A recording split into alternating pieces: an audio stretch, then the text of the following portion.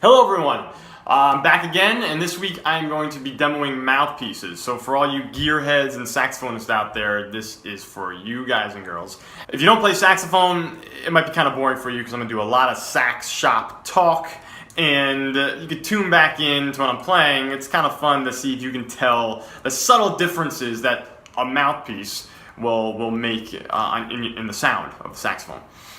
So I'm going to be demoing 4 mouthpieces, 3 new ones, and of course the one that I've been playing on. They're all Berg Larsen mouthpieces with a baffle 1. If you're not hit to Berg Larsen's, there is 4 different baffles. There's 3, 2, 1, and 0. 0 being the brightest, 3 being the darkest. I'm playing on the 1. For me, it's still full sounding, but it has a good amount of edge. Good amount of edge in which I can, hang with electronic instruments, R&B, soul, pop. But that fullness is there for me, where I can play with the jazz combos and intimate acoustic settings. So the one thing that's different, it's kind of a controlled experiment, is the tip opening. I've been playing on a 120 Berg Larsen, which is it's a big tip opening for alto saxophone. I'm pretty sure, if I'm not mistaken, it means 120 thousandths of an inch is the tip opening, which is very large. So I was thinking, I love the sound it was getting, so that's why I got all the same mouthpiece and baffle. But I thought, maybe I can, I'm working a little too hard because it's really a big tip opening. But there are aspects to that big tip opening that I like, that I could talk about for weeks on end. But nonetheless, I was just trying to see if I can make things a little bit easier for myself. Let's just get into it. I'll start right now. So I'm gonna be playing the same couple scales throughout the range of the horn between each mouthpiece, and then I'll go off and improvising and see which mouthpiece kind of takes me. And yeah, see if you can tell the difference. So I'm using a HDQ3 Zoom recorder for the sound. I think it's better than the iPhone sound microphone. In my room, it's a little bit echoey. I need a little bit more of these sound panelings, I think, but you get the idea. So this is the Berg Larsen 120/1.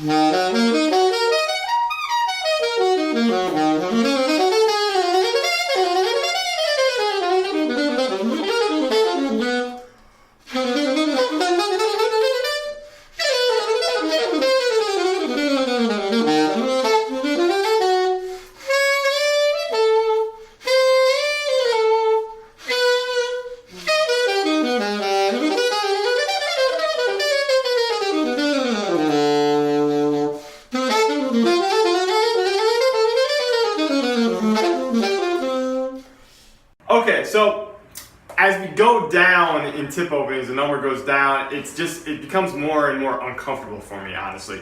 And what I found is that it's not really making anything easier for me, because my sound concept is that fits into these large tip openings for now. I mean, it might change in the future, but I like playing with a really focused airstream, so the airstream is really like at the front of my mouth. When I go down in tip openings, I feel like there's a little more resistance in a way, and I have to open my throat more when I play. And when I open my throat, and when I find with other saxophones too, if you put more of that sound in the throat, you get a rounder sound, and a round sound is a more like classic sound, classic jazz tone.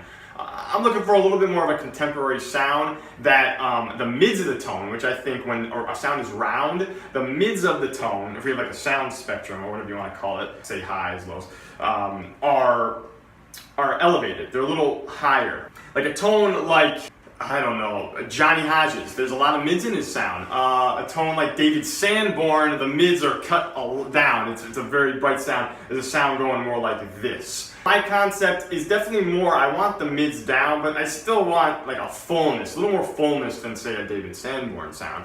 And the large tip opening really helps me with that. So I'm using a Blue Box Van Doren 2.5 reed. I do adjust the reeds a certain way. I'll do another video on that some other time.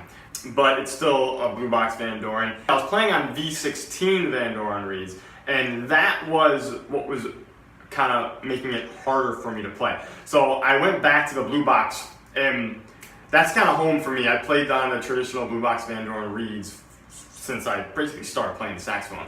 So coming back to that, it's very comfortable, and I think I'll stay with the Blue Box, and I'm going to return all the mouthpieces I bought and stick with the Berg Larsen 120 that I've been playing. So hopefully this was interesting. I mean, I could talk forever about this. So hopefully you liked it. If you did, push that like button, I think it's down here, and subscribe if you're on YouTube. If you're on any other social media, click on that link. You can drop me your email so I can keep you up to date on things. Thank you.